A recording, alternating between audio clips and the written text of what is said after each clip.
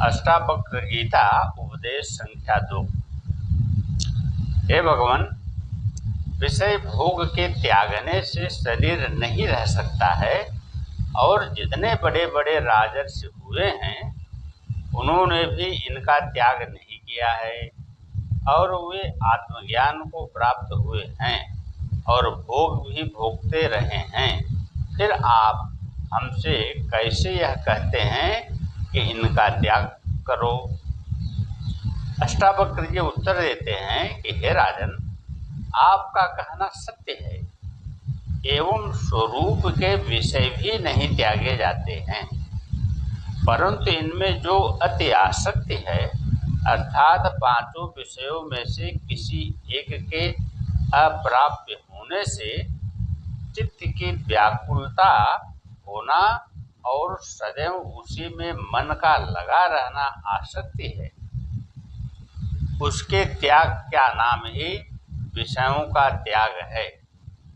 और जो प्रारब्ध भोग से प्राप्त हो उसी में संतुष्ट होना, लोलुप न होना और उनकी प्राप्ति के लिए असत्य भाषण आदि का न करना, किंतु प्राप्ति काल में उनमें दोष दृष्टि और ग्लानि होनी और उसके त्याग की इच्छा होनी और उनकी प्राप्ति के लिए किसी के आगे दीन न होना, इसी का नाम वैराग्य है।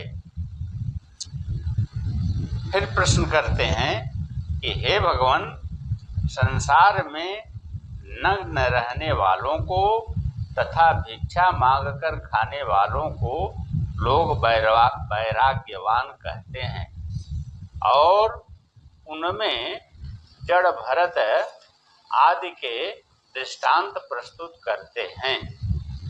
आपके कथन से लोगों के कथन विरुद्ध हो रहे हैं।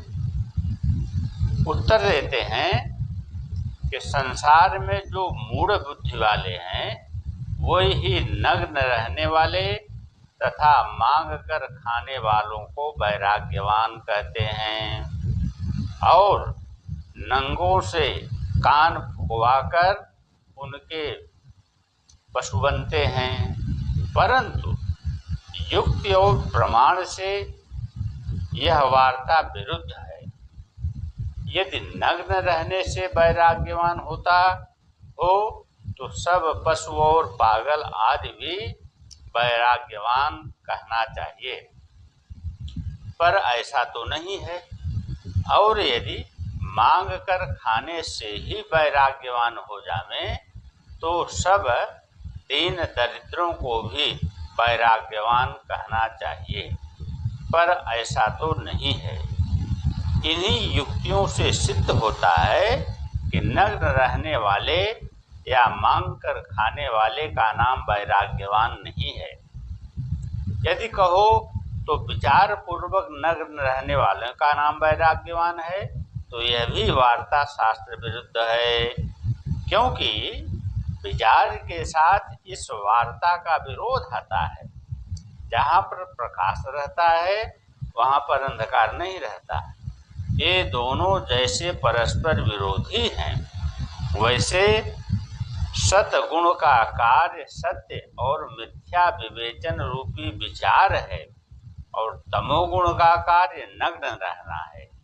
देखिए, वर्ष के 12 महीनों में नग्न रहने वालों का शरीर जो है वह कष्टित होता है। सर्दी के मौसम में सर्दी के मारे उनका होश बिगड़ता है और उनके हृदय में विचार उत्पन्न होता भी नहीं हो सकता। एवं गर्मी तथा बरसात में मच्छर आदि काटते रहते हैं, अतः सदैव उनकी वृत्ति दुखाकार बनी रहती है। विचार का गंध मात्र भी नहीं रहता। यहाँ श्रुति में भी विरोध आता है।